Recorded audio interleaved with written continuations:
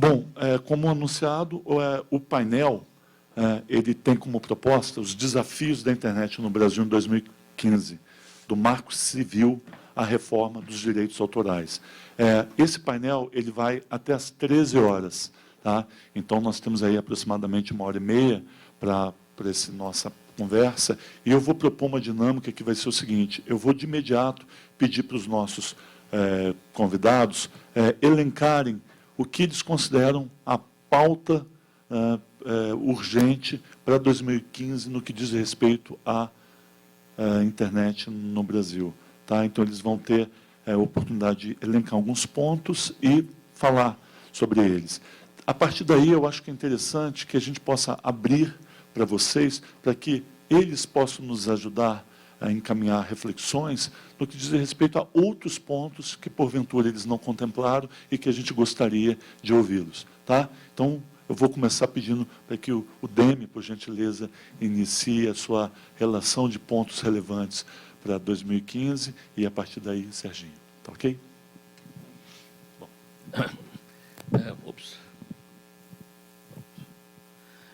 Bom dia a todos. Muito obrigado pelo convite, por estar aqui. É muito bom estar numa mesa com o Sérgio Amadeu, todo mundo aqui. Acabamos de ver uma palestra muito interessante. Eu acho que o Brasil tem uma posição especial nessa área da internet, até pelo histórico que a gente viu rapidamente, por ter entrado mais ou menos no começo do processo. A internet, como bem falou o Caio anteriormente, aí é uma ruptura, né, em todas as áreas humanas, né, a área de negócios também, a área de jornalismo foi exaustivamente citada, mas na área de direito, em todo o resto vai dar um problema grande a adequação do nosso comportamento e do nosso convívio com a internet. Isto é algo que ainda não dá para julgar exatamente qual vai ser a dimensão, mas é uma ruptura grave, é uma ruptura radical. A internet nasce com dinheiro do Departamento de Defesa, etc. e tal, mas nasce num ambiente libertário, num ambiente dos anos 70, de contracultura e tudo mais. Isso permeia todo um arcabouço, né, todo o conceito que é gerado ao redor dela. Ela nunca foi pensada para, por exemplo, fazer cobrança de tarifação de tráfego como a telefonia faz, né? Ela não veio do segmento da ITU, International Telecommunication Union, que gerava os padrões de telecomunicações antiga. Ela vem, de alguma forma, do consenso da comunidade que a apoiou, que era originalmente a comunidade acadêmica. E ela tem, intrinsecamente, esse não reconhecimento de fronteiras, essa uniformidade, essa baixa barreira de entrada. Nós acabamos de ver vários exemplos aí. Se eu quisesse entrar no mercado criando um novo jornal, uma nova TV, eu precisaria ter um enorme investimento e provavelmente demoraria alguns anos. Se eu quero entrar no mercado com um novo blog ou um gerador de vídeos que eu distribuo, basta ter uma certa banda e um pequeno computador, eu estarei funcionando. Quer dizer, a internet tem outro esquema de entrada e de participação, e é isso que gerou essa grande abertura, né, essa quantidade de informação que nós temos disseminada hoje, né. Antes da entrada da web, quer dizer, precisa lembrar também que a web é uma aplicação sobre a internet que entra depois, entra em 93, 94. Com a entrada da web e com a assimilação dela por todos os integrantes, todos os navegantes da web, nós passamos a ter geração de conteúdo em todos os pontos da rede, com qualidades variáveis, obviamente, mas não é esse o caso, que era uma coisa certamente fora do escopo e fora do modelo antes da existência da rede. Então, do meu ponto de vista pessoal, eu acho que a internet pisa no calo de muita gente, de muitas empresas, de muitos modelos, de muitas formas de funcionar, e, obviamente, há uma reação a isso, tentando preservar as suas estruturas tradicionais. Isso em todas as áreas da sociedade, não só na área industrial, mas em todas elas, né? Então, é uma reação de defesa natural que nós temos, ou talvez não devêssemos ter, mas é uma reação natural contra ameaças que aparecem e que, eventualmente, mudarão o ecossistema, ou selecionarão alguns espécimes para continuar e outros desaparecerão. Nesse conjunto de ameaças, o comitê gestor, há uns anos atrás, notou várias delas e achou que valia a pena tentar fazer um conjunto de princípios a serem defendidos. Esse conjunto de princípios foi conhecido como Decálogo, saiu no final de 2009, gerou uma discussão importante chamada Marco Civil. O Marco Civil nós tivemos, digamos, a alegria de ver aprovado esse ano, junto com uma reunião muito interessante, que podemos depois aprofundar, que é a tal Net Mundial. Mas a ideia foi que nós conseguimos, então, em abril desse ano, quando foi assinado, um arcabouço jurídico que tentasse, né, ou que objetiva, pelo menos, né, proteger esses conceitos iniciais, originais da internet. Quais são eles? Que a rede deve ser fornecida de uma forma integral, portanto, neutra, que a rede não deve ser deformada pelos interesses do provedor em cada instante, seja ele provedor de acesso ou de conteúdo, que, apesar da rede ser uma rede de controle que permite que tudo que a gente faça seja monitorado o tempo todo, a lei deveria tentar colocar um freio nisso, dizendo que a privacidade deve ser respeitada, etc. e tal. Isso agora é um debate importante, nós vamos ter, acho que provavelmente ano que vem vai ser o grande debate, a lei de direitos, direito de dados, né, direito de privacidade. Temos um anteprojeto começando a andar aí, já temos anos de discussão, o Brasil não tem uma lei específica de proteção de dados, isso certamente interessa. E um terceiro ponto, que é bastante, digamos, caro também a essa comunidade aqui, eu acho, que é a responsabilização adequada da cadeia de valor, né? Sem entrar no mérito de quem é poderoso ou não, quais são os demônios em cada caso ou não, é muito fácil a gente tentar ir atrás do intermediário, porque ele é mais visível do que o usuário final. E, pelo menos a minha posição é que toda vez que você vai atrás do intermediário, e esse intermediário é um empreendedor, seja ele de que tamanho for, você cria incertezas jurídicas que impedirão esse sujeito de avançar. Então, o que eu quero dizer com isso é o seguinte: se vocês tiveram uma nova ideia de um concorrente ao WordPress, ou uma nova ideia de um sítio onde se hospedam serviços para a comunidade, se vocês forem responsáveis pelo que for hospedado naquele sítio, ou pelo conteúdo dele o tempo todo, certamente vocês terão muito mais reticências, né, ao pensar no projeto, e terão riscos não claros no começo da cadeia. Então, a ideia do Marco Civil é dizer o seguinte: olha, o intermediário que fabrica facas, né, ele não é responsável pelo assassinato, por esfaqueamentos. O sujeito que tem um serviço de hospedagem, ele não é responsável se quem se hospeda lá é um mau caráter, ou um cara que denigre outrem, assim por diante. Então, o Marco Civil, de alguma forma, trata de impedir uma autocensura, uma automutilação da rede, ao dizer: olha, não se preocupe com isso. Claro, se o juiz mandar você tirar, você tira, mas, a priori, você cuida da sua vida, e cada um cuida da própria vida, e quem escreveu o conteúdo é responsável por aquilo. E quem escreveu é que vai responder pelo eventual dano que causou ou não. Então, essas três pernas principais, os três pilares do Marco Civil, que são a neutralidade, a privacidade e a responsabilização adequada, foram aprovadas. Existem alguns pontos que eventualmente precisarão ou não de regulamentação, mas eu acho que o mais importante não é a regulamentação, e sim esclarecimento. Eu acho que o pessoal que batalha muito por regulamentação gostaria, na verdade, de mudar a lei, então precisa tomar muito cuidado com isso, porque embutido na discussão de que precisamos regulamentar, deve-se ler, talvez seja o caso de rediscutir, talvez seja o caso de reintroduzir algumas coisas que ficaram fora, ou coisa assim. Então, é um cenário bastante tenso, porque opositores ao Marco Civil existem vários, né? Diversos segmentos não gostariam que, por exemplo, neutralidade fosse algo sacramentado no Marco Civil. Eu acho que neutralidade, por exemplo, é um caso típico em que não há regulamentação adicional, exceto para exceções. Ora, exceções são pontos fora da curva, quer dizer, eu não vou, a priori, ficar quebrando a cabeça com quais são todas as exceções possíveis. As exceções surgirão e ficarão evidentes por si.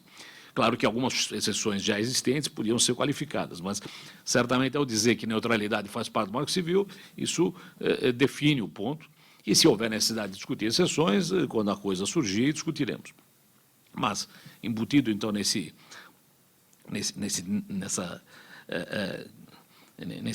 anseio por a regulamentação talvez esteja um anseio por discussão de neutralidade, coisa assim que nós, evidentemente, não gostaríamos de ver acontecer. Então, para fechar aqui, e não me alongar demais, 2015 a gente espera ver a consolidação disso, a gente já tem casos de aplicação no Marco Civil, que a gente acha muito adequado, a gente espera que o Marco Civil tenha um complemento muito importante, que é a Lei de Proteção de Dados, acho que esses dois dariam um cenário muito positivo para nós. Nós vamos ter, ano que vem, o 10º ano de um evento chamado Internet Governance Forum, que é um fórum geral de discussões sobre governança da internet, e esse ano, o 10º, vai ser no Brasil, vai ser na Paraíba, provavelmente perto de novembro, não sei bem a data exata, mas é perto do final do ano. Vai ser um evento importante, que eu sugiro que os que estiverem interessados no assunto acompanhem e se unam lá ao pessoal. E eu acho que começamos, digamos, sob bons auspícios, né?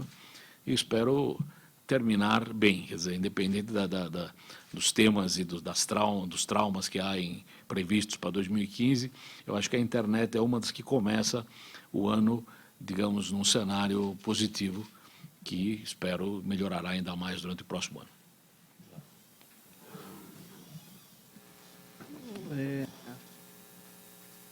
Bom, agradeço também participar dessa mesa, colocar algumas questões que eu avalio que serão cruciais no ano de 2015 e que tem a ver com a comunicação em rede, que tem a ver com a internet. Mas algumas que eu colocarei eu vou me concentrar em 4, principalmente, mas uma delas pode causar uma certa estranheza, eu vou deixar para o final.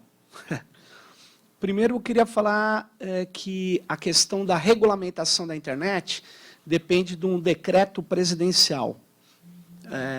A regulamentação do Marco Civil, que foi aprovado, como o Demi falou, esse ano, depende de um decreto presidencial.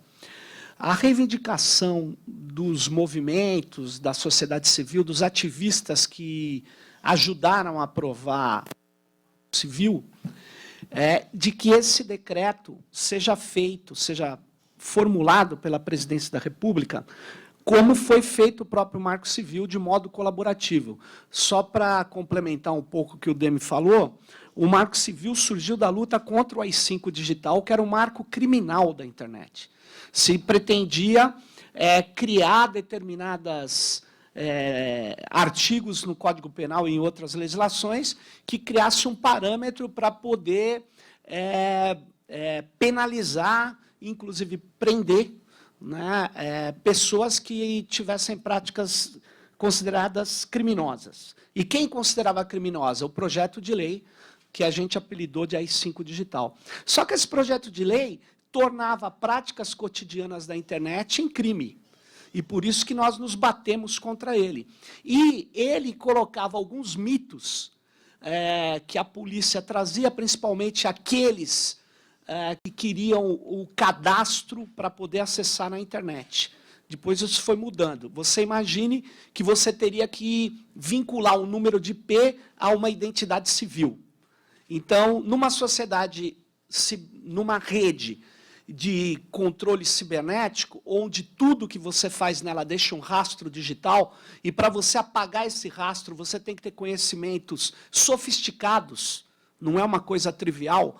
Então, a polícia, ela exagera exatamente, porque junto com o espírito de alguns de poder policiar a rede, existe o espírito de alguns que querem criar um enorme mercado de produtos de segurança. Isso tem que ficar muito claro. Porque quando você obriga alguém a guardar logs em ambiente seguro, você tem que dizer o que é um ambiente seguro. E você tem que dizer como guardar esses logs. E aí, quando você obriga esse cara a guardar os registros de navegação em um ambiente seguro, e não pode ser em outro local, tem que ser no seu local, você tem que vender um produto para ele. E tem muitas pessoas que, aparentemente, você pode dizer que estão defendendo o interesse público, mas, no fundo, estão defendendo a construção de um mercado privado de equipamentos de segurança. Isso tem que ficar muito claro, isso é o jogo, mas isso tem que ficar claro.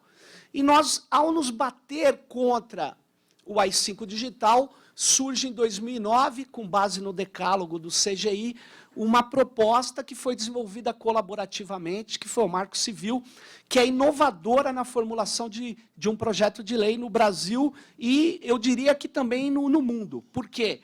Porque esse projeto de lei foi formulado não dentro dos corredores do Palácio, ele foi formulado numa plataforma online da cultura digital junto com o Ministério da Justiça.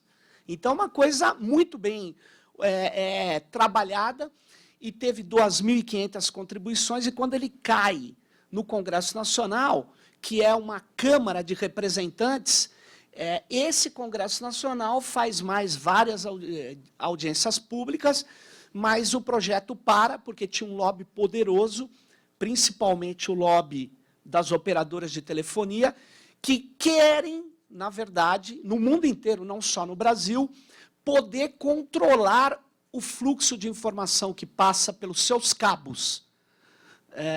A internet, como bem disse o Demi, até então, ou até hoje, em geral, funciona a partir do princípio da neutralidade. Ou seja, quem é dono da fibra ótica e do cabo tem que ser neutro em relação ao conteúdo que passa por ele. E ele não pode interferir. Ele já cobra para usar o cabo, então por que ele vai interferir no conteúdo que passa por ele? E as operadoras de telefonia perceberam, tirando a comunicação face a face, praticamente todas as demais formas de comunicação serão digitalizadas e, portanto, tendem a usar as suas redes. E aí eles viram o enorme poder econômico que têm, e político, portanto, e querem quebrar a neutralidade da rede. A regulamentação, aí eu tenho uma pequena diferença com o Demi, não é defendida como uma questão crucial, não só por quem quer mudar, na prática, o Marco Civil. Eu e tantos outros defendemos a regulamentação participativa, exatamente para poder valer o que o Marco Civil tem de original do projeto construído pela sociedade civil e poder minorar os efeitos negativos que tem e que estão no Marco Civil e que teve que, para aprovar o Marco Civil, nós tivemos que, o relator, que é o deputado Molon, teve que engolir. E é muito curioso a luta política no Brasil. As forças políticas que incluíram, por exemplo, a obrigatoriedade de sites comerciais guardarem o registro de quem os acessou, que a gente chama de logs de aplicação, o registro de quem acessou, a obrigatoriedade disso foi inserida na última fase de negociação pela bancada da bala. Não sei se você sabe, é um apelido generoso que a gente dá a uma série de pessoas vinculadas aos, na verdade, interesses das Forças Armadas, das polícias, tal. Enfim, a bancada da bala. A bancada da bala que teve como interlocutor o PPS, Partido Popular Socialista, ex-Partido Comunista, uma estranha coalizão. Eles enfiaram o artigo 15. Enfiaram o artigo... Isso está tudo registrado, isso que é legal. No parlamento está tudo registrado, vocês podem pegar quem foi o autor da emenda, tal. Essa emenda entrou, porque se não entrasse, se não era aprovado, iria atrasar mais, né? A gente estava muito preocupado, e aceitamos o artigo 15. Ou seja, o site da bicicletaria do senhor João, ou do senhor José, a bicicletaria tem um site. Você acessou o site da bicicletaria, vai ter que guardar log. Pois não. Demi. Exatamente o que ele está dizendo de regulamentação, eu chamei de esclarecimento. A minha leitura é um pouco, talvez, mais maliciosa do que isso, no seguinte sentido, eu acho que Molon colocou, de fato, o 15 lá, mas eu leio isso de forma diferente do que ele está lendo. Eu acho que a bicicletaria não está obrigada a isso, eu acho que muitos não estão obrigados a isso, e eu preferia, na verdade, esclarecer o que é o 15, porque se eu assumir que ele está torto e eu preciso regulamentar, eu estou assumindo que o Molon deixou descarregar algo que eu acho que ele não deixou. Eu acho que ele tentou ser hábil o suficiente. Está escrito lá que o cara tem que ser um cara de porte, sistema autônomo, e ainda assim, em alguns casos, quer dizer, certamente a padaria e a bicicletaria estão fora disso. Só um parênteses aí. Porque se a gente assumir que estão, aí elas acabam estando, entendeu? Esse é o problema. Então... Alô? Então, para não deixar, eu sugiro depois que todo mundo lê, para ver, mas eu vou ler rapidamente e passar para o segundo ponto. Eu acho que tem que regulamentar, Ademir, pelo seguinte, porque está escrito claramente, artigo 15, com o intuito de assegurar a liberdade de expressão, não é esse não, é o artigo 15 antigo que eu ia falar. O novo artigo 15, ele deixa claro que você, como provedor de aplicação comercial, né, você tem que guardar os logs. Ele está dizendo assim, o provedor de aplicações de internet, constituído na forma de pessoa jurídica, que exerça essa atividade de forma organizada, profissionalmente, com fins econômicos, deverá manter os respectivos registros de acesso à aplicação de internet sob sigilo, em ambiente controlado e de segurança, pelo prazo de 6 meses, nos termos desse regulamento. Eu não tenho dúvida disso. A gente pode tentar interpretar de outra forma, mas aqui está dizendo... A bicicletaria não tem como assunto internet, ela tem como assunto bicicletas. Sim, mas ela tem, olha só, que exerce atividade de forma organizada, profissionalmente, com fins econômicos. Não está dizendo que é só voltado à internet. Mas a tua interpretação, se ela ganhar, não precisa de regulamentação. Tá, o problema é que quem vai decidir isso é o juiz da esquina, é o juiz de Bauru, é o juiz do Rio Grande do Sul. Eu prefiro ter um regulamento que diga isso que você está dizendo. Que você está dizendo, a bicicletaria não está dentro do artigo 15. Se o regulamento disser isso, aí nós tiramos a bicicletaria, a padaria, e aí nós focamos no Facebook, no Google e tal. Mas eu não acho que é tão simples sem regulamento, porque eu aprendi uma coisa em lei. Quando o interesse econômico existe numa dada interpretação, ele será feito por um juiz. É o que eu aprendi. E eu tenho centenas de exemplos disso.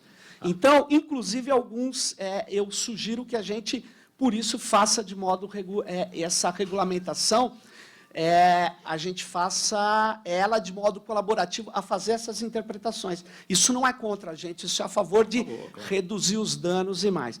Mas eu acho assim, a regulamentação em 2015 é o ponto 1, ela é crucial e ela não passa pelo parlamento. Apesar de o governo, na minha opinião, ter feito um equívoco, ter enviado um decreto de práticas que já existiam, mas ele quis mandar o decreto da participação popular, práticas que são comuns, que são constitucionais, e o Congresso Nacional, para dar um troco na presidência da República, cassou com um decreto legislativo esse decreto. Então, eu temo que decretos da presidência da República, mesmo feitas de modo colaborativo, possam ser cassados por um Congresso que não fui eu que vou dizer agora a frase que o jornal Estado de São Paulo classificou como o mais conservador da história do Brasil desde 1960 e tantos. Esse Congresso que vai assumir agora em janeiro. Então, a lei, segundo, a Lei de Proteção de Dados Pessoais, que vai entrar em vigor, que diz respeito de como essas empresas vão guardar os nossos dados e quais os direitos que nós temos de impedir que guardem os nossos dados, ou de saber que dados estão sendo guardados, coisa que o Marco Civil faz, mas faz muito superficialmente, porque não é uma lei de proteção de dados. A lei de proteção de dados, nesse Congresso que está aí, eu acho que ela corre um risco, principalmente se essa lei não mobilizar a academia, os pesquisadores, os estudantes, a sociedade civil, para poder organizar um processo em relação ao que nós consideramos aceitável, por exemplo, de uma empresa. Eu fiz uma pesquisa, apresentei na Ampox, agora, na Associação Nacional de Pós-Graduação, eu fiz uma pesquisa que foi relativamente simples. Eu peguei uma ferramenta da comunidade software livre que faz um rastreamento do rastreador. O que é isso? Quando você acessa um site, esse site, em geral, ele joga um cookie na sua máquina, um web tag, enfim. E esse aplicativo, ele pega e agrega a esse tag uma linha e que, na verdade, quando ele é enviado para outras empresas, sem a sua autorização, isso tudo é feito quase que em tempo real, ele te diz quantas empresas estão recebendo o cookie que foi embarcado na tua máquina sem você saber, sem você autorizar. Só para você ter uma ideia, Os sites, eu fiz assim, os 100 sites mais acessados no Brasil. 16 era de comércio eletrônico. Quem acessou esses 16 sites teve o cookie que foi implantado na sua máquina enviado para 300 sites de terceiros, que analisam a sua navegação. E assim vai. Então, o que eu estou querendo dizer com isso? De mais ou menos 100 sites que se acessa, isso gerou uma informação sobre você para 900 outras empresas, ou outros sites. Então, o que você tem é o seguinte, é uma economia hoje, a economia informacional, ela não é uma economia baseada na publicidade. A publicidade é o caminho final. É o caminho que a pessoa quer fazer um anúncio, ela vai depender dessa microeconomia anterior, que eu chamo de microeconomia da interceptação e intrusão de dados. Só uma parte. Lembrando que esse é o tema do nosso terceiro e último painel, que é exatamente comunicação, mercado de dados e ações de marketing na rede. Tá? Só para fazer a conexão. Obrigado. Eu vou ser rápido agora. Só para dizer uma coisa.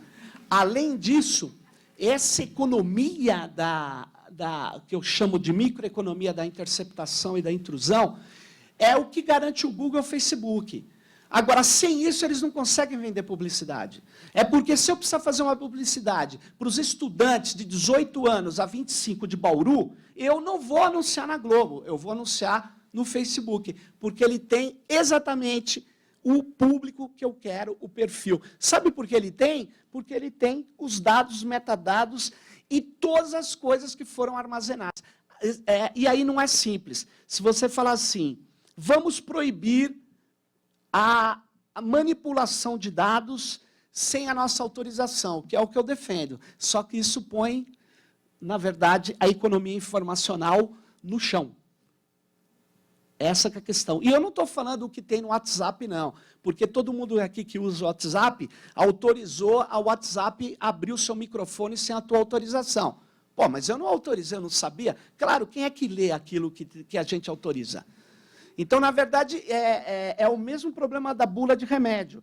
Nós vamos ter que resolver esse problema dessas autorizações em escala de várias coisas que a gente faz e que a gente não domina. Enfim, a lei de proteção de dados é um elemento crucial que deve ser acompanhado por todos nós.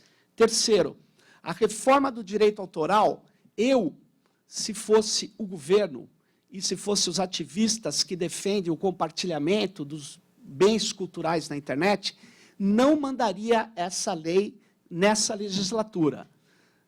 Vou dizer por quê. Porque nessa legislatura, a lei de direitos autorais não vai ser adequada aos tempos de internet. Ao contrário, a minha opinião é que ela vai ser piorada. Então, só para vocês terem uma ideia, a CAPES chega sou professor da Federal do ABC, a CAPES chega na nossa biblioteca e fala assim, os seus professores estão dando esse livro do Weber aqui, só que esse livro não tem na biblioteca de vocês. Como é que vocês estão dando e não tem na biblioteca? É claro, nós digitalizamos e colocamos online. E os nossos alunos baixam e leem um clássico sem os quais eles não podem terminar uma formação que eu poderia chamar de nível. Só que isso viola a lei de direito autoral. Principalmente depois de tirar aqui uma figura que não se adequava bem, porque o nosso direito é baseado no direito autoral francês, que é o tal do uso justo. Então, quando o Fernando Henrique Cardoso fez a reforma do direito autoral, ele matou isso. Então, é claro que você vai dizer, mas um juiz vai pegar o senhor, professor, que coloca um site, não cobra e tal? Não sei. Não sei se vai pegar. Eu sei que nós fazemos. Porque nós não vamos deixar de fazer uma formação, porque tem uma lei anacrônica, que diz que nós não podemos compartilhar arquivos digitais. E depois de ver a exposição do Caio Túlio, eu fiquei até preocupado. Porque se o Google é verdade, extrai mais-valia 2.0, pega o trabalho de todo mundo. Não, por outro lado, o modelo anterior de bloquear o conhecimento, eu não sei se é bom para mim. Eu tenho muita dúvida daquilo. Então, na verdade, eu tenho que discutir qual é o novo equilíbrio dentro da rede, com direito de autor. E aí, nesse congresso, eu te digo uma coisa. Eu tenho muitas dúvidas que a gente vença um argumento racional nesse congresso. Eu acho que a força desse Congresso, infelizmente, é a força do poder econômico como nunca foi vista antes. E eu não sei se a gente tem acúmulo político e simbólico na sociedade para pegar a sociedade e derrotar o poder econômico. Eu tenho dúvidas disso, em relação ao direito de autor. Então, eu estou colocando um problema. E, por último, vinculado ao direito de autor, uma coisa que é o estranhamento, que eu falei que vai acontecer o ano que vem, já está acontecendo esse ano, essas 3 grandes coisas, regulamentação da internet, proteção de dados pessoais, reforma do direito autoral, são questões que envolvem diretamente a internet, porque, por exemplo, na reforma do direito autoral, você pode matar, refazer várias coisas que nós conquistamos no Marco Civil. Todas essas leis podem refazer. Então, nós temos que ficar muito atentos a isso. Agora, a última, patenteamento de seres vivos e softwares. Vocês vão falar, não, o cara perdeu a noção. Não perdi a noção. Queria chamar a atenção de vocês. Quando o Brasil teve que assinar o acordo da OMC para poder participar da Organização Mundial de Comércio, ao final da rodada do Uruguai, meados dos anos 90, o Brasil teve que aceitar um acordo de comércio relacionado à propriedade intelectual chamado TRIPS. E no acordo do TRIPS, nós tivemos que mudar a nossa lei de patentes em 2 pontos cruciais, nós e o Japão, inclusive, e vários outros países, mas veja bem, nós e o Japão não aceitávamos patentes de alimentos, nós tivemos que aceitar. Nós não aceitávamos patentes de fármacos, tivemos que aceitar, nós e a Índia, tivemos que aceitar. Bom, você pode falar, é assim mesmo, tem que ser assim. Só que a lei tem exceções ao patenteamento. Por exemplo, não é aceitável patentear seres vivos. Não é aceitável no Brasil, não é obrigatório, como é nos Estados Unidos, patentear algoritmo, equação, formulação matemática, fórmula científica e, por conseguinte, software. Não é obrigatório no Brasil. Tanto é que a lei de software brasileira, ela é baseada e ela é fundamentada no chamado direito de autor. É como uma música. Um software é comparável a uma partitura de música. Portanto, você está falando de direito de autor e não de um produto, na verdade, da criação, que tem escala industrial, que é mais típico a patente. Pois bem, a patente ela é muito grave se ela cair no mundo do software e da web. Pelo seguinte, se você puder patentear rotinas logicamente encadeadas, o detentor da patente, ao contrário do direito de autor, ele pode impedir que uma pessoa utilize aquelas rotinas, uma empresa, um país, uma região. É bem diferente do direito de autor. Vamos supor, estou vendo o André Lemos. Aí o André Lemos fez uma crítica, eu não gostei, falei, esse André Lemos, vou lá e faço um livro detonando o André Lemos. Aí o André Lemos... cuidado. Aí o André Lemos pega e vai citar meu livro. Ele pega trechos do meu livro e usa trechos do meu livro e usa e faz e tal. O direito de autor, eu não tenho como impedir que o André Lemos compre o meu livro, leia o meu livro e tal. Patente eu tenho. Eu tenho. Eu posso impedi-lo de usar o conhecimento patenteado pela minha empresa ou pela minha pessoa. Então, a patente, as pessoas falam, mas a patente só protege, né, um eufemismo, por 20 anos. E o direito de autor protege por, no caso do Brasil, são 70 anos. Né? Concluindo, o que acontece? Acontece que, se a gente aceitar a mudança que o deputado de Piracicaba, do PSDB de Piracicaba, Mendes Tame, quer na legislação de patentes no Brasil, ele quer patentear código genético e a criação de novos seres vivos, porque ele diz que o mercado mundial está caminhando para isso e nós não podemos ficar atrás. O que ele desconsidera é que a lei nos Estados Unidos a Corte Suprema acaba de proibir, de destruir a patente do laboratório Myriad, que impedia a pesquisa do câncer de colo e de mama por ter 2 combinações genéticas bloqueadas da pesquisa, exatamente pela patente que eles colocavam condições do pesquisador. Só pode fazer a análise daquela combinação genética nos laboratórios da Myriad. Então, na verdade, é o seguinte, nós temos um problema. Se a gente deixar cair a patente de seres vivos, a pressão para patentear algoritmo e software praticamente vai junto. E, uma vez que você faça isso, a web passa a ser patenteável no Brasil. Ou seja, aplicações de web, como é nos Estados Unidos, não é na Europa, não é na Ásia. Então, nós devemos, eu não posso sugerir que você tenha uma posição contra ou a favor, eu sou extremamente crítico ao patenteamento de fórmulas científicas, algoritmos, softwares e seres vivos.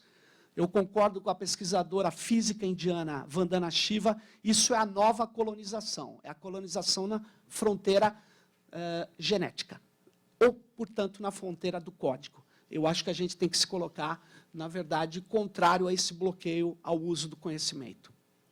Obrigado. Vou pedir para o Demi fazer algumas considerações a partir desses pontos ou outros que você queira levantar, e aí a gente já vai abrir para o grupo, considerando que foi desproporcional o tempo de fala aqui na mesa, tá bom? Não, eu acho que é melhor a gente poder discutir. Eu só, em relação, acho que não há discordâncias em relação que se quer do Marco Civil. A minha leitura, talvez é uma leitura mais otimista, né? Eu imagino que os princípios que nós queríamos defender estão entronizados lá, de alguma forma, às vezes não muito clara. Então, eu diria o seguinte, nós temos que regulamentar o que está faltando, e nós temos que esclarecer o que está escrito, né? Se esse esclarecimento, eu não sou especialista em área legislativa, se esse esclarecimento significa regulamentação, então estamos totalmente juntos. Se não significa regulamentação, talvez um esclarecimento do que se quer dizer, para evitar que os juízes interpretem isso erradamente, eu acho que vai muito bem. Só aproveitando também aquele mesmo comentário, quem colocou esse negócio do log de aplicações, certamente foi o pessoal também de investigação e repressão, mas o pessoal de telecomunicações achava que estava assimétrico. Eles diziam, mas que absurdo. Nós, das telecomunicações, temos o log de acesso e o pessoal das aplicações não tem log de aplicações. Eu tentei mostrar que a assimetria é absolutamente razoável, porque o meu provedor de acesso tem que estar na região onde eu estou. Não vou usar um provedor de acesso da Austrália. Nada impede que eu compre um CD da Austrália. Então, o alcance do provedor de acesso é um alcance geográfico local, né? O alcance do provedor de aplicações é a internet em tudo, o mundo é o limite. Então, você dizer que o provedor de aplicações tem que ter log é uma coisa completamente inútil, está chovendo no molhado. Um banco certamente tem log, não vai deixar de ter log, ou ter log porque você fala, ou deixa de falar, porque ele tem certeza que ele precisa de log. E um sujeito que não tem, e que está fora do país, vai continuar ignorando solenemente o que a gente fala, eu deixo de falar a respeito dele precisar ou não ter log.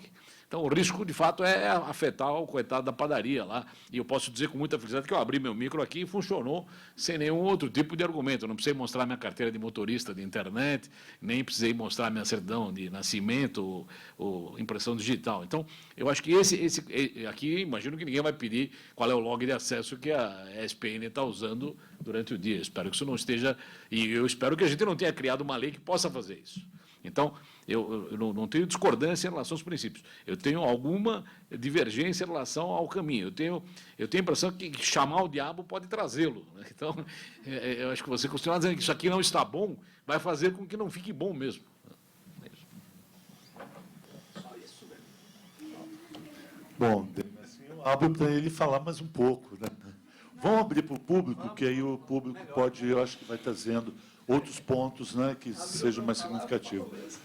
Por gentileza, um microfone ali para o André.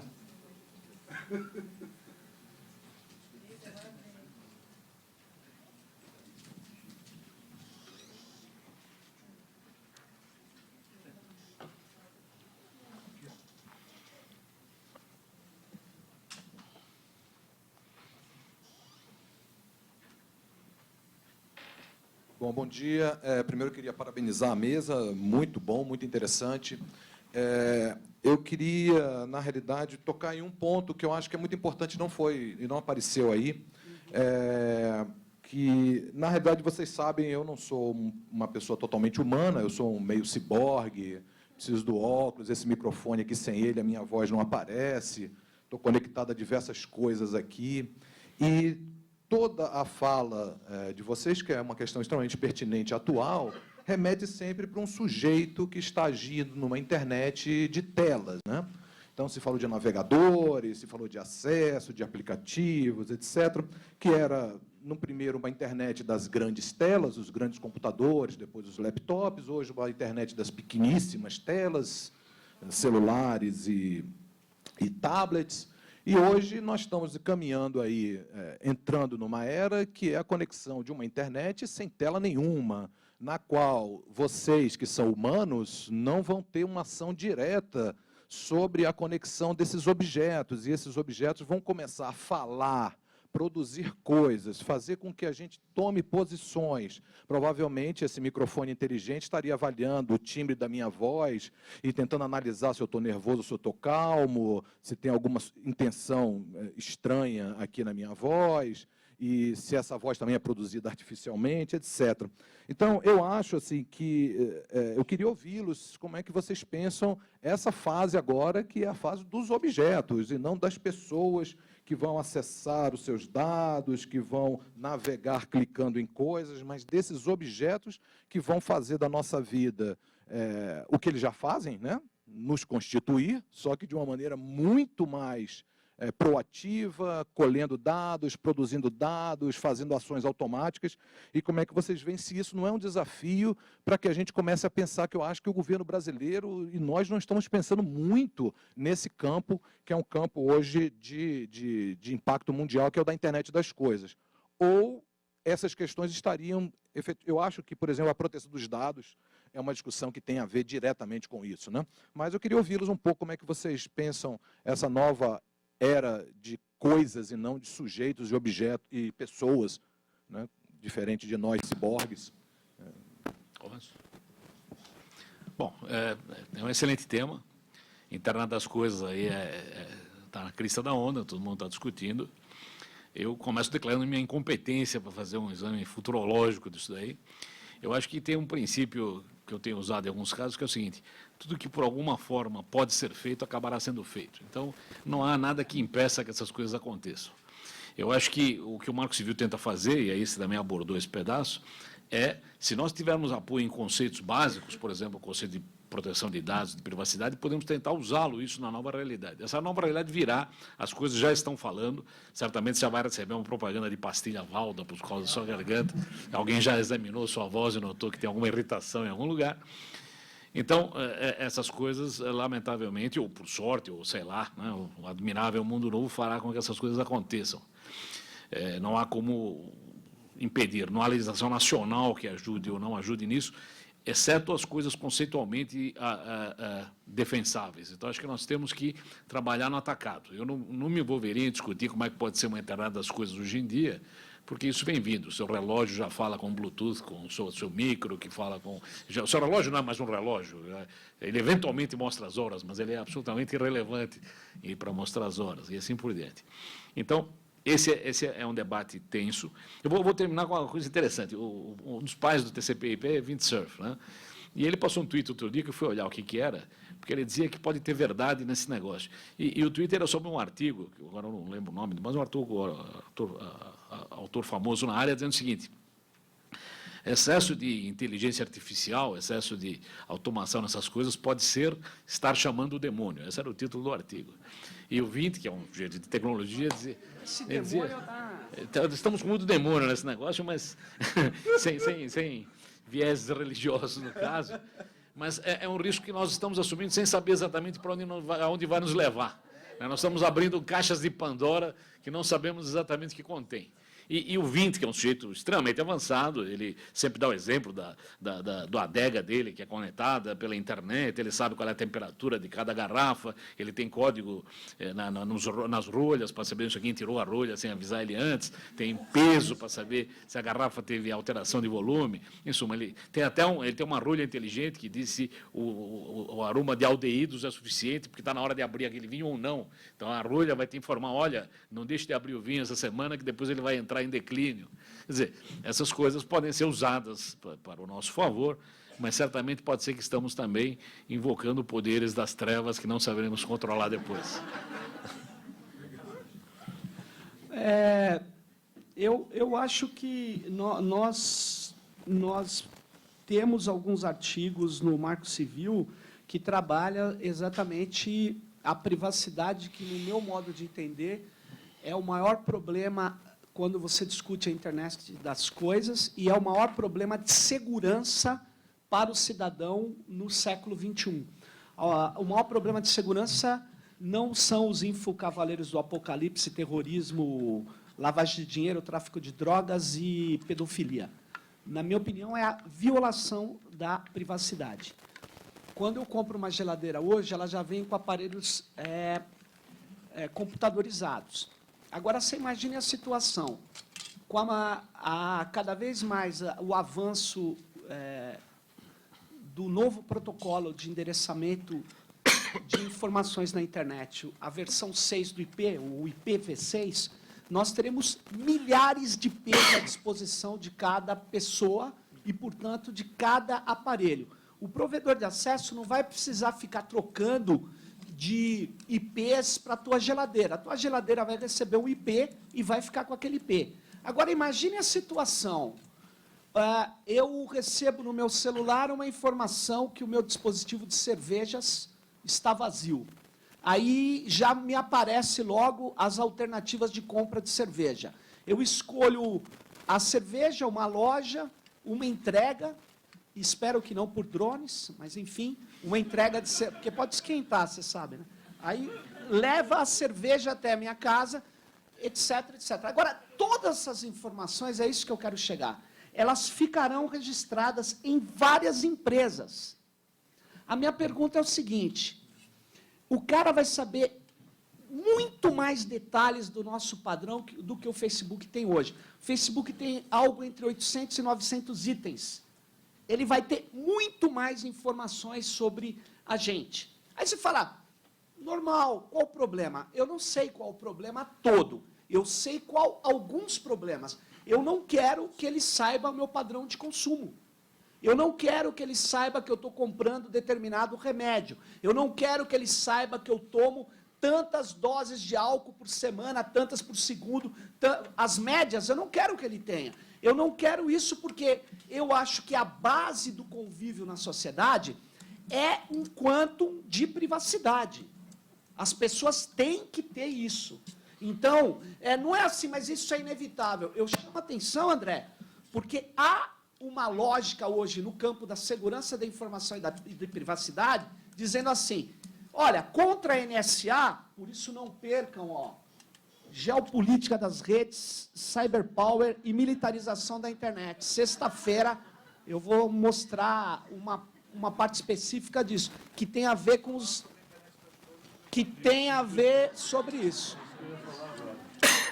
Ele não deixou acabar. Eu queria aproveitar e, bom, já que está... Não tinha nada para falar aqui, não. Isso se chama endomarketing, né?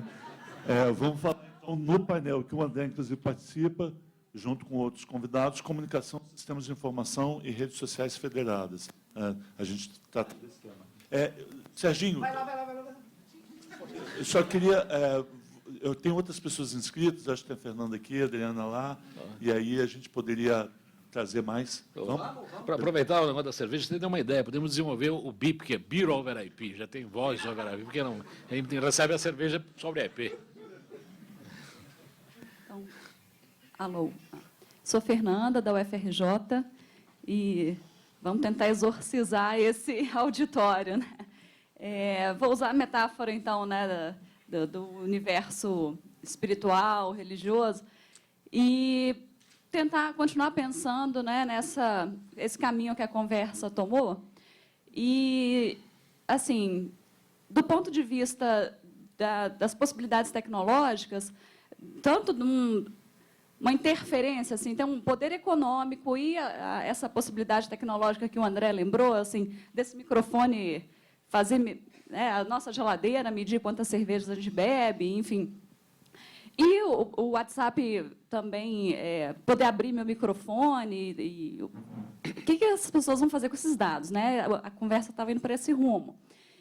E aí eu fico pensando assim, esses demônios, essas coisas parecem que são tão fortes, né, do ponto de vista do indivíduo, né? Como é que vai lutar contra isso? Como é que ainda mais que são muito complexos os sistemas para poder barrar, né, esse tipo de acesso. Então, quando vocês estavam falando sobre a legislação, eu fiquei na dúvida, não sei se existe, também não conheço o Marco Civil assim a fundo, não pesquiso isso, mas em relação a esses mecanismos de vigilância, assim, o fato da empresa instalar um cookie no seu computador, existe algum tipo de barreira assim que diga, olha, é proibido instalar cookies, ou o serviço não pode ser deixado de prestar? Porque, por exemplo, eu posso não ter o WhatsApp, mas existe algum tipo de coisa, assim, eu quero ter o WhatsApp, mas eu não quero que ele abra meu microfone. Então, porque, assim, querendo ou não, isso é uma atitude religiosa, no sentido assim, é uma espécie de sacrifício que a legislação tem que fazer, num sentido talvez até conservador, para tentar conservar a questão da privacidade.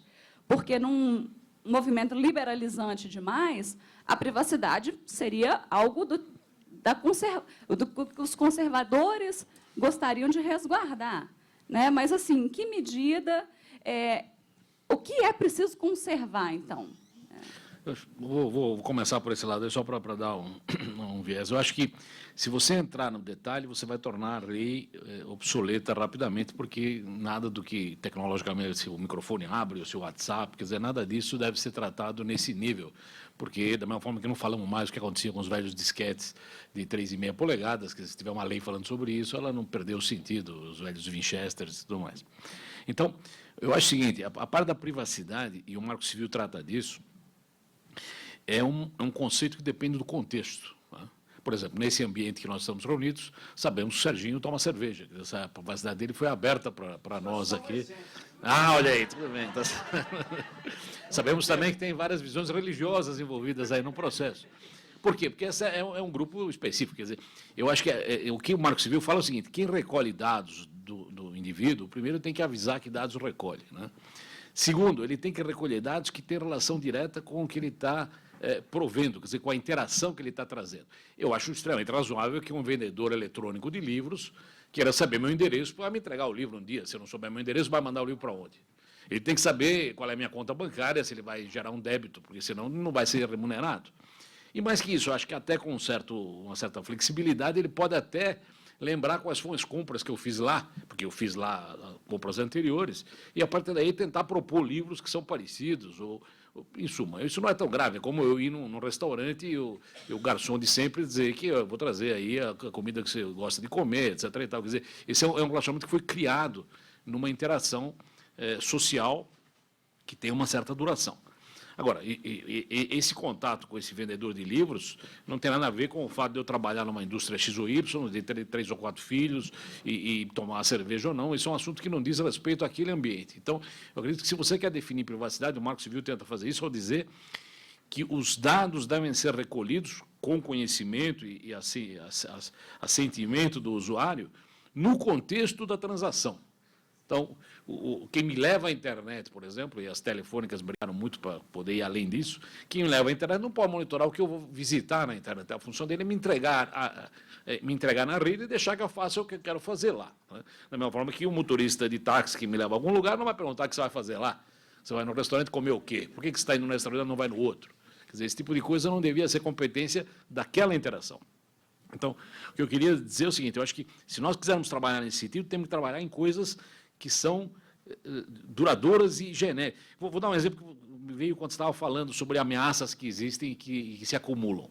Se você pegar a história da humanidade, as ameaças à vida certamente foram ficando cada vez mais intensas. No começo tinha que matar o cara com as mãos, depois podia ser com uma pedra, uma faca, um tiro, com veneno, com corda nylon, com não sei, bomba. Quer dizer, é evidente que você não vai resolver isso fazendo uma legislação contra esses instrumentos. Você vai fazer uma legislação protegendo a vida. Se ela vai ser morta por uma corda de nylon ou por um crime eletrônico. O crime eletrônico não existe porque os elétrons não costumam matar ninguém, mas, digamos, por enquanto. né? Ou um crime mecânico, se você, ou químico, você envenena o cara, pode ser um crime químico. Mas, isso, quer dizer, eu acho que você tem que ir contra o crime em si, né? E não o meio com que ele foi praticado. Né? Os elétrons são de boa índole.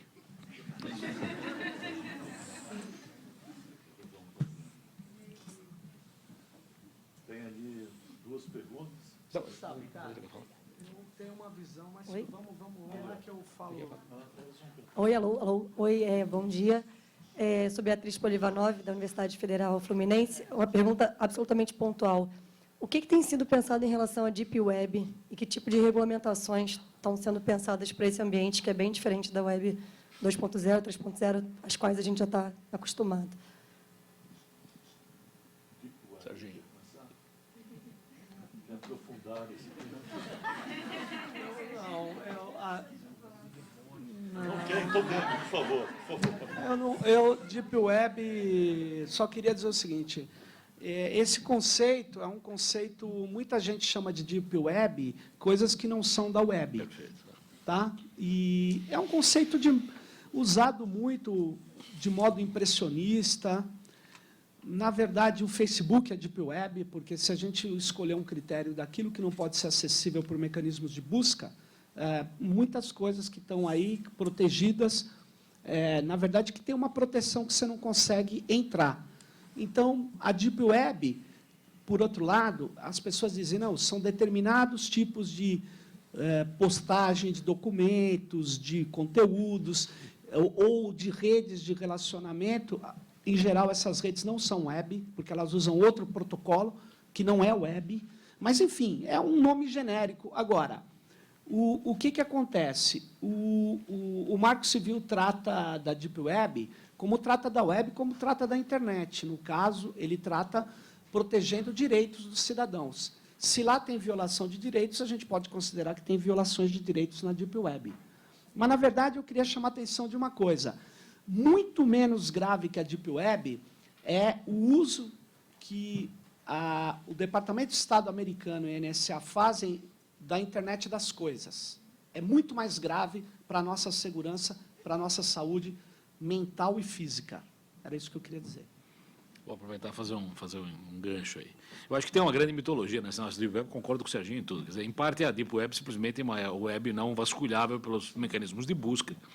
E, em parte, existe uma romantização a respeito de coisas inacessíveis e ocultas e tal, que normalmente furam. Né? Quer dizer, pode ser uma armadilha. Eu acho que vocês não deviam confiar nessa história de que existem grandes formas de se blindar e se proteger. Tudo isso é furável. Né? E eu vou fazer um comentário em cima do que ele falou da NSA, porque aí também, de novo, as agendas são confusas e complicadas. Né?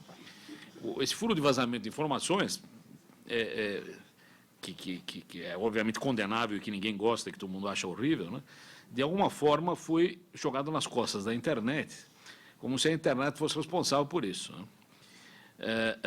O vazamento que aconteceu, o básico, que a gente vê nos slides lá da NSA e tudo mais, foi nas estruturas de telecomunicação, nos cabos ópticos que saem em algum lugar do mundo, porque por engenharia eles acabam se concentrando em alguns lugares, não vou discutir isso aí.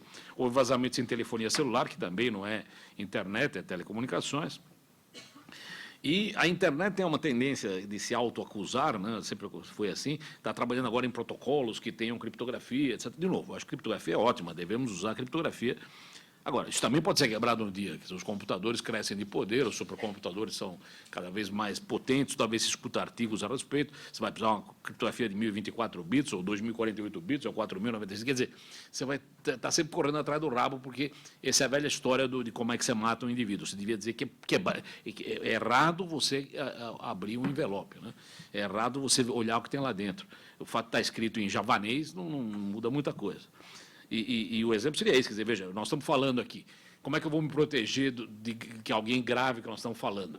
Eu vou falar em código, vou ter um transdutor que traduz o que eu estou dizendo em ruídos, e aí vocês têm o contrário na sua orelha. Quer dizer, não faz muito sentido isso.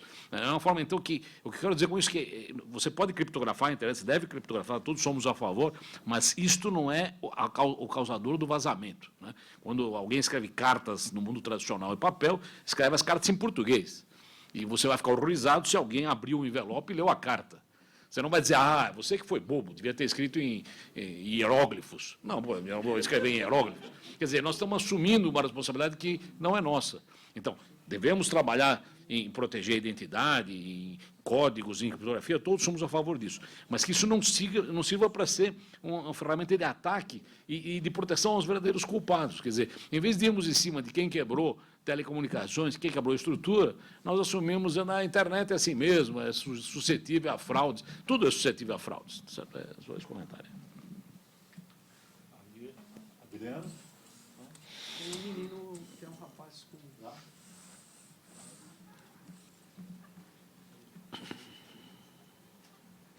Só falar. Tudo bem. Alô, agora. Estava desligado mesmo. Estão me vigiando. Com certeza. Bom dia, meu nome é Gabriel, sou da Universidade de Fortaleza, no Ceará. E eu vi muita discussão sobre a regulamentação, sobre as leis, enfim. Mas eu creio que tão importante quanto as regulamentações, essas definições, é a legibilidade desses contratos de permissão que as pessoas fazem. As pessoas, em geral, população em geral, e eu estou falando da população que tem ensino fundamental, que tem ensino médio, ensino superior, enfim. Essa população, em geral, ela precisa saber ler esses contratos de permissão de dados. Tudo bem que a legislação ela diz que os fornecedores, que os interlocutores desses dados precisam dizer o que eles estão pegando de dados.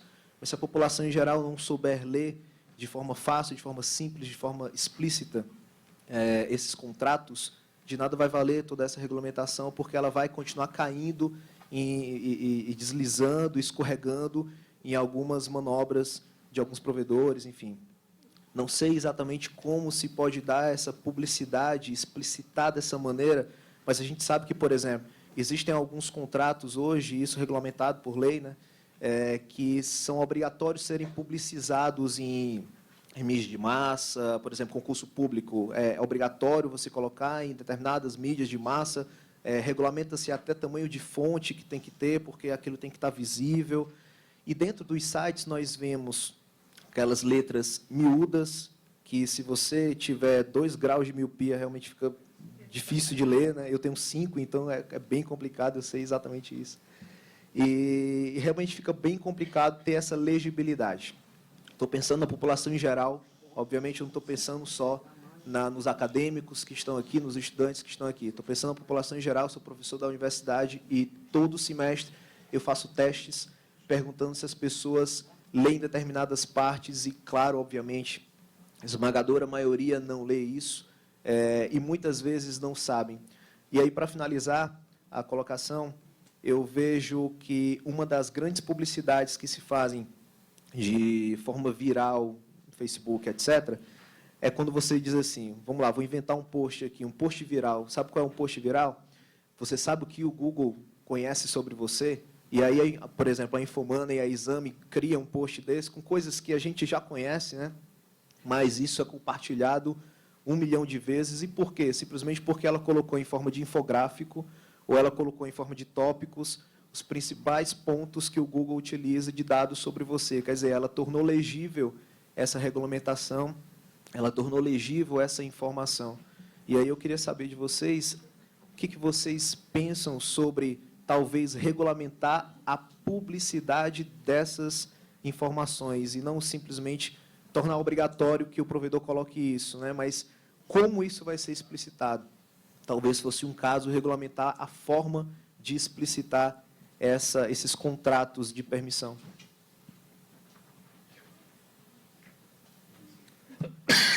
Posso começar?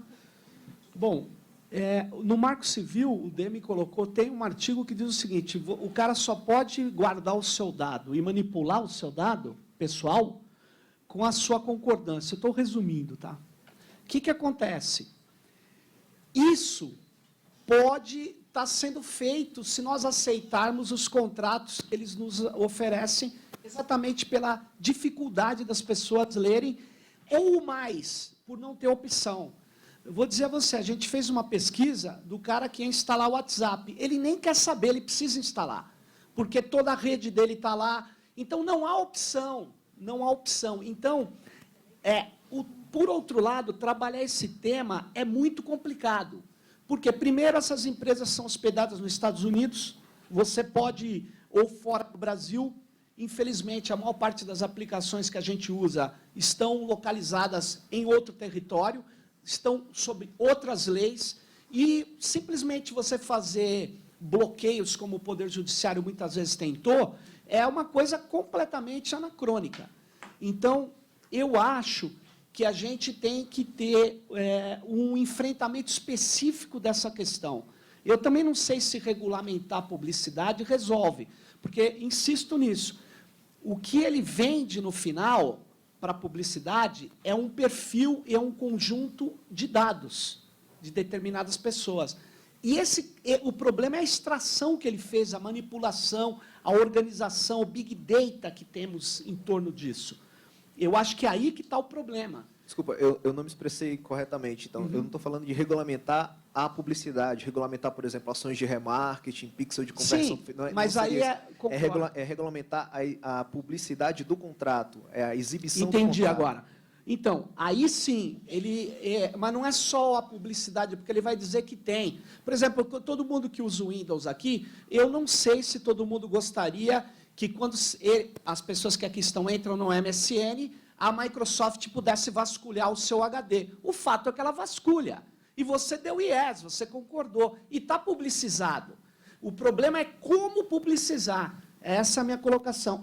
É uma questão bastante complexa que a gente precisa tentar resolver. Certamente, esse teu ponto é crucial, né? Não, acho que tá bom. Eu acho que você falou a verdade, mas isso é em todo o mundo, quer dizer, não é simplesmente na internet, quer dizer, qualquer contrato que você recebe, acho que o Instituto de Proteção ao Consumidor e tal, tem que ficar atento nisso, porque muitas vezes, fármacos, bulas, quer dizer, várias coisas não estão claramente disponíveis. Agora, nós também temos que, digamos, ser ativos na área, temos que procurar ler o que está escrito. Também vamos reconhecer que existe um certo conforto. Esse negócio é muito complicado de ler, longo demais, dá um yes aí, vamos embora, e tudo bem. Tem aqui e tem uma pessoa. Vamos fazer um bloco, então, de perguntas. Você que está com o microfone pode começar, depois aqui na frente. Acho que tem mais uma pessoa. Perdão, rapidinho, Vai lá. até continuando esse tema. Eu sou aluno do doutorado em comunicação lá da Unicinos, né, sou Bernardo. E é o seguinte, toda vez que eu vejo essa discussão sobre privacidade, eu pego me perguntando se a gente não está também ignorando o quanto de responsabilidade tem os próprios usuários. Eu sei que tem a questão da proteção dos dados e tudo mais, mas eu também acho muito forte chegar e dizer, você não tem opção, você tem que usar o WhatsApp. Não, a gente às vezes parece esquecer que é uma decisão nossa também, né? Existem opções, mas aí a gente entra naquele critério de o quão populares elas ficam ou não. No caso do Windows, você pode escolher usar o macOS, você pode escolher usar o Linux, mas aí tem... E por que não escolhe? Porque tem a questão da comodidade também, da disposição de conhecer aquela alternativa, né? Querendo ou não, a partir do momento que você decide instalar o WhatsApp, por menor que seja, você fez um peso da disposição que você tem de procurar alternativas ou de ser conformista e ficar com aquilo. Eu queria saber a opinião de vocês por esse outro lado, né? Que a privacidade, a nossa relação com a privacidade está mudando também, né? Por exemplo, o que causa mais choque hoje em dia não é... É meio forte dizer isso, né? Desculpa, estou fazendo uma simplificação muito grande aqui, mas o que a gente pode argumentar que é tão grave quanto o WhatsApp poder liberar nosso microfone é a quebra da privacidade que tem nas relações interpessoais que são feitas por WhatsApp, né? Os casos que tem de vídeos pessoais que são divulgados no WhatsApp e acaba em casos de tentativa de suicídio, ou até mesmo suicídios de fato, ou coisas do tipo, que não são específicas dos termos de uso desses softwares e dessas redes. Tá? Era só isso. O que mais? Ali do lado. Boa tarde, meu nome é Isadora, eu sou jornalista. Recentemente, o WhatsApp anunciou que está criptografando as mensagens. Então, eu queria saber como é que fica esse anúncio na legislação do Marco Civil, se isso fere o Marco Civil, como é que isso vai ter procedimento aqui no Brasil. Aqui, por favor. Na verdade... Pega o microfone que está gravando, por favor.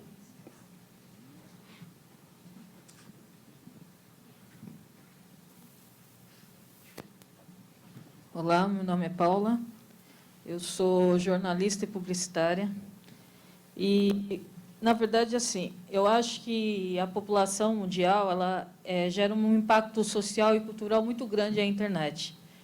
E, dentro disso, a gente tira a gente da zona de conforto que a gente tinha antes, que é algo novo. A internet é algo novo que está para ser desvendado, ser regulamentado, ser estudado, ser pesquisado de alguma forma ampla. Mas, de uma forma de que forma que a internet ela podia ter uma manutenção preventiva, ao invés de corretiva? Porque, geralmente, nas leis são utilizadas, os regulamentos, os marcos, são utilizados de uma forma corretiva, como, por exemplo, o Reclame Aqui. A pessoa vai lá, depois que aconteceu o fato, aí ela vai lá e utiliza o site do Reclame Aqui para ter uma abrangência, a empresa entra em contato com ela para tentar ter uma neutralização aí. De que forma que essa inclusão digital dentro do Marco Civil ela pode ser feita de uma forma preventiva? Porque a margem de responsabilidade não é só da internet, mas também do usuário que está utilizando ela. Acho que ali tem uma questão também, e aí eu acho que a gente pode encerrar esse bloco para eles poderem comentar. Okay? Bom, meu nome é Luciana, sou da Universidade Federal de Juiz de Fora, e como vocês falaram, a gente está em frente ao congresso mais conservador dos últimos 50 anos. E ativistas que têm domínio da parte técnica da criptografia conseguem, talvez, fugir um pouco desse controle do Estado e poder exercer seu ativismo. Mas e os setores da sociedade que não têm esse domínio técnico? Como vocês veem essa relação que vai ficar? Quais são os desafios desses ativistas perante um congresso que vai querer exercer o maior controle sobre esse ativismo e até mesmo cercear? Eu também queria fazer uma pergunta, acho que para completar, não sei. Enfim, meu nome é Giovana, eu sou aluna da Universidade Federal da Paraíba e eu pesquiso essa área de anonimato, privacidade e tudo mais. E aí, fazendo um link com o que eu estou pesquisando ultimamente, que é Big Data, e pensando, então, nas tecnologias vestíveis e pensando na internet das coisas, pensando que tudo isso junto está fazendo assim, uma ecologia, um ecossistema, onde pessoas e coisas têm praticamente o mesmo peso na relação. E aí eu vejo muito vocês, essa banca, e, enfim, muitos pesquisadores. Eu não sei se é proposital também isso, mas eles falam muito da publicidade, do quanto essas empresas elas detêm os nossos dados, porque estão querendo fazer uma publicidade dirigida e lá. Mas aí o que eu queria saber é se tudo isso, eu sei que é necessário brigar por esse marco civil, eu sei que é necessário que se pense em criptografia e em tudo mais, mas o que eu queria saber é se isso não é uma luta inglória, no final das contas. Pensando, por exemplo, no caso da NSA, que o senhor falou mais recentemente, e pensando também no caso quando, há pouco tempo, o governo dos Estados Unidos, através do Assange, né, falou que os Estados Unidos estavam tendo acesso aos nossos e-mails e tudo mais, e eles fizeram um ouvido de mercador e fingiram que não eram com eles, e isso continua. Então, o que eu queria saber é se, apesar de toda essa nossa luta, isso não é algo inglório, porque eles têm um objetivo no final e vão continuar, independente de lei ou não, independente do que ocorra. Bom, eu vou ser rápido aí alguns pontos. Eu não sou da área de engenharia. Eu acho que o ponto foi dito aí de prevenção, acho que é perfeito. O Marco Civil, os exemplos que eu fiz quando a gente batalhava por ele, era que ele não é um remédio para uma doença, mas é uma vacina para uma futura doença. Então, a ideia nossa sempre foi ter conceitos que pudessem ser usados para prevenir violações. Na prática, a gente sabe que a neutralidade no Brasil teve lá suas ameaças, mas, em grande ponto, até 2 anos atrás, a maioria dos provedores era razoavelmente neutro. O que não queríamos é que isso fosse um chamariz para que isso fosse quebrado em seguida. Agora, nessa outra parte aí se a luta é inglória ou não, eu acho que é evidente que, a longo prazo, estaremos mortos. Quer dizer, não é esse o ponto. Acho que, mesmo assim, você não deve abandonar o fato de que tem que batalhar pelo que você acha correto. Certamente, um indivíduo com mais habilidades numa área ou outra pode escapar um pouco mais do monitoramento, ele vai usar mais criptografia ou menos, vai usar mais deep web ou menos, vai usar deep telefonia, não tem deep telefonia, mas alguma coisa nessa área. Agora, a lei deve existir para proteger o indivíduo normal, quer dizer, do jeito que, claro, não que fica inerte a tudo e que nunca lê nada, mas alguém que quer ter uma mínima proteção, a lei tem que garantir que, mesmo ele não sendo um expert em criptografia ou no que for, seus dados não sejam devassados, sua vida não seja aberta. Hoje nós temos câmera em todo lugar na rua. Em Londres tem mais câmeras para indivíduos, mais câmeras do que indivíduos. Quer dizer, dificilmente você vai... Qualquer coisa que aconteça, não sabemos quem foi, mas as câmeras do condomínio e do poste, eu não sei de onde, saberão. Quer dizer, esta é uma realidade, né? Hoje nós estamos imersos numa realidade em que nós somos monitorados o tempo todo.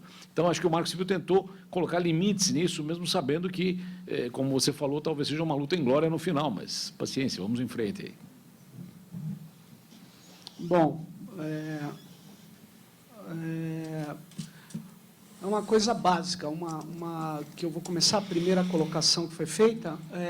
Eu acho que, para responder, eu gosto muito, insisto, vários de nós já utilizaram, o instrumental que o Deleuze deixou para a gente. Nós estamos numa sociedade de controle, onde a vigilância da época disciplinar adquiriu uma qualidade muito maior por estarmos utilizando tecnologias de controle. Qual que é a característica da tecnologia de controle? Ela não desperta o medo na gente, ela desperta o afeto.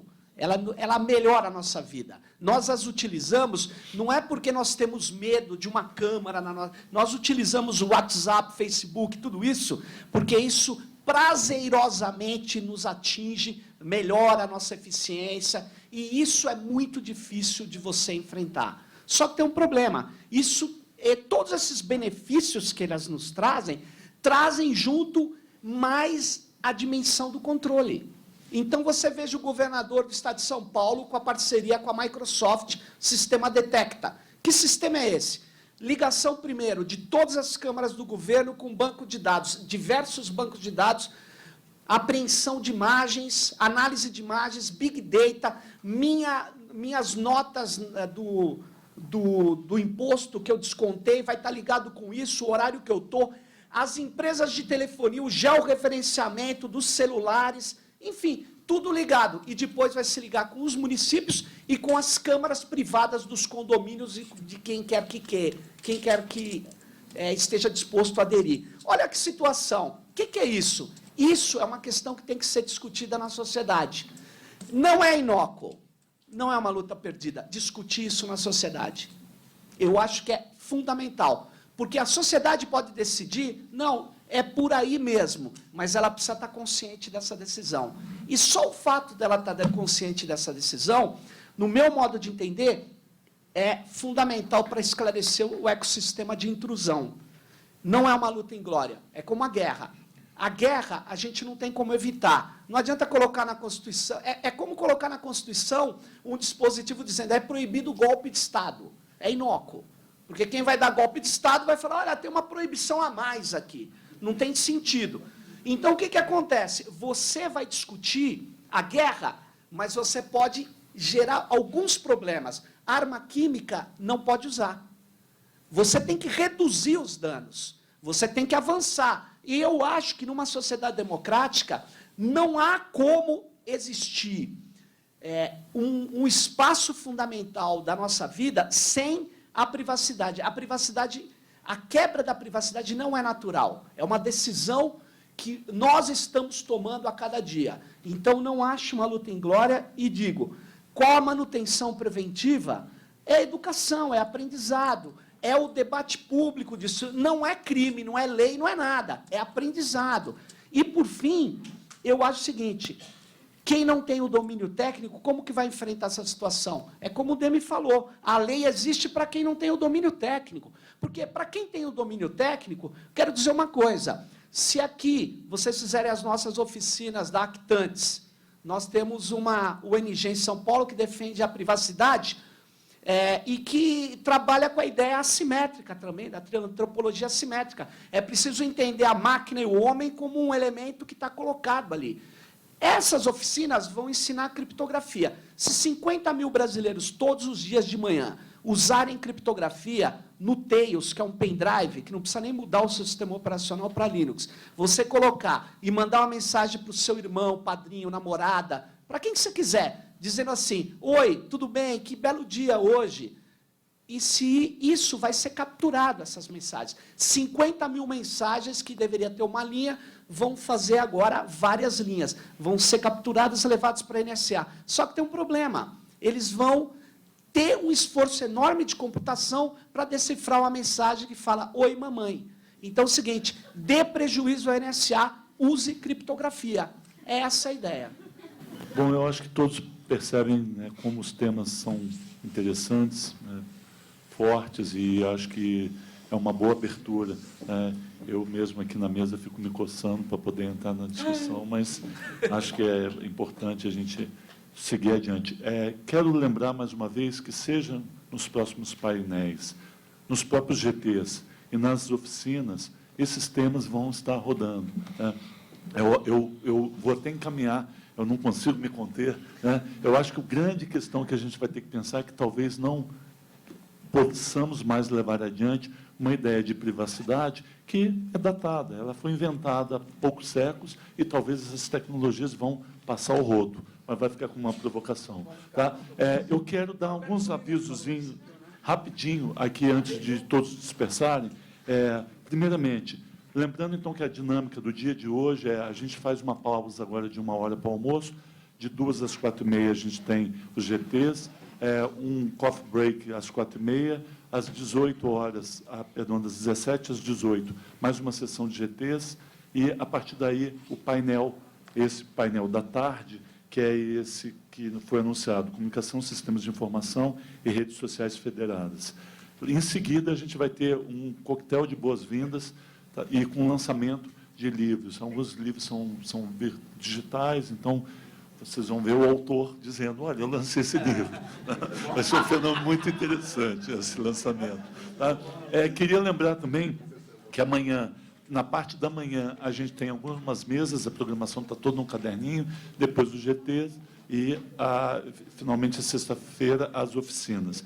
Queria ainda lembrar que, como eu informei na rede previamente, todos os trabalhos que forem apresentados participarão de um livro que nós vamos publicar posteriormente ao Congresso. Nós temos já os anais, que está no CD, que está na pasta de vocês. Portanto, isso foi um problema que a gente tentou resolver, e resolvemos do ano passado, os anais saírem depois, as pessoas pedindo.